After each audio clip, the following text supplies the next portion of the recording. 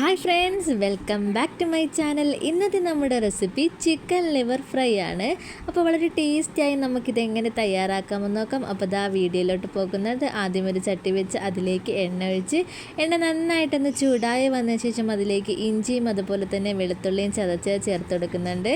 ഇത് നമുക്ക് നന്നായിട്ടൊന്ന് ഇളക്കിയെടുക്കാം. ഇതിൻ്റെയൊക്കെ ഒരു പച്ചമണം മാറി വരുന്നവരെ നന്നായിട്ടൊന്ന് ഇളക്കി കൊടുക്കുന്നുണ്ട്.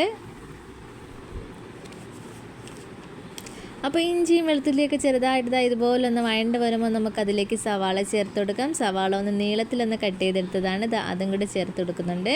2 സവാളയാണ് കേട്ടോ എടുത്തിരിക്കുന്നത്. അപ്പോൾ സവാളയും കൂടി ചേർത്തെടുത്ത് നന്നായിട്ടൊന്ന് ഇളക്കി കൊടുക്കാം. അപ്പോൾ നമ്മളിന്ന് ഈ ലിവർ ഫ്രൈ തയ്യാറാക്കുന്നത് മൺചട്ടിയിലാണ് കേട്ടോ. അപ്പോൾ ഇതാ സവാള പെട്ടെന്ന് വഴണ്ട് വരാൻ വേണ്ടി നമുക്കൊരു അല്പം ഉപ്പ് കൂടി അതിലേക്ക് ചേർത്ത് കൊടുക്കാം. അപ്പോൾ സവാള പെട്ടെന്ന് തന്നെ ഒന്ന് വഴണ്ട് വരുന്നതാണ്.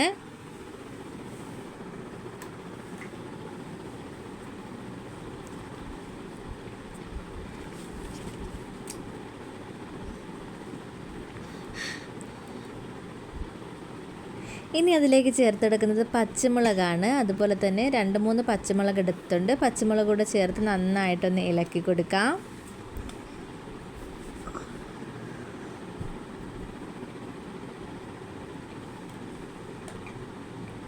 ഇനി ഇതിലേക്ക് കുറച്ച് കറിവേപ്പിലയും കൂടി ഇട്ട് കൊടുക്കുന്നുണ്ട്. കറിവേപ്പിലയും കൂടി ഇട്ട് കൊടുത്ത് നന്നായിട്ടൊന്ന് ഇളക്കിയെടുക്കാം.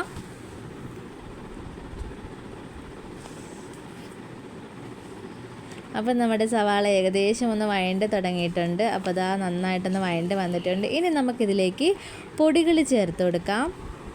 1/2 സ്പൂൺ മഞ്ഞൾപ്പൊടി. ഇനി ഇതിലേക്ക് ചേർത്ത് കൊടുക്കുന്നത് ചിക്കൻ പെപ്പർ മസാലയാണ്. അതും കൂടി ചേർത്ത് കൊടുക്കുന്നുണ്ട്. അപ്പോൾ ഇതാ ചിക്കൻ പെപ്പർ മസാലയും കുറച്ച് മല്ലിപ്പൊടിയും കൂടെ ചേർത്ത് നന്നായിട്ടൊന്ന് ഇളക്കിയെടുക്കാം.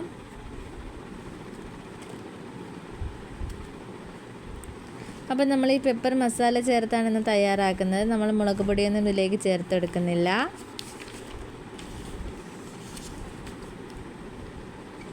അപ്പോൾ നന്നായിട്ടൊന്ന് ഇളക്കിയെടുത്ത് ആ പൊടിയുടെയൊക്കെ ഒരു പച്ചമണം മാറി വന്നതിന് ശേഷം അതിലേക്ക് നമുക്ക് കോഴിയുടെ ലിവർ നമുക്ക് അതിലേക്ക് ഇട്ട് കൊടുക്കാം.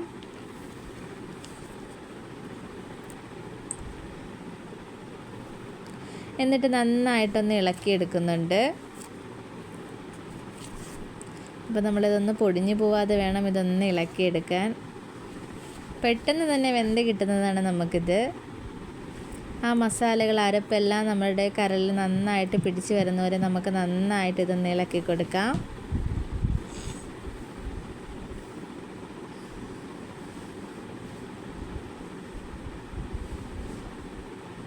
അപ്പോൾ ഇതാ നന്നായിട്ട് ഇളക്കി കൊടുത്തിട്ടുണ്ട്.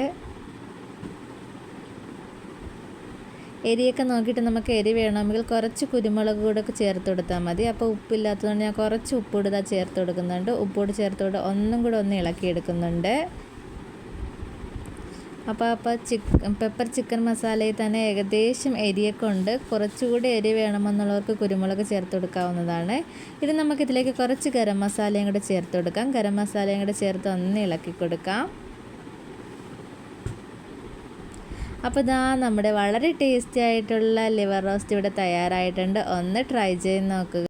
അതുപോലെ തന്നെ ഫീഡ്ബാക്ക് അറിയിക്കാനും മറക്കല്ലേ. ഇഷ്ടപ്പെട്ട ചാനൽ ഒന്ന് സബ്സ്ക്രൈബ് സപ്പോർട്ട് ചെയ്യണേ. അതുപോലെ തന്നെ ലൈക്ക് ചെയ്യാനും ഷെയർ ചെയ്യാനും മറക്കല്ലേ.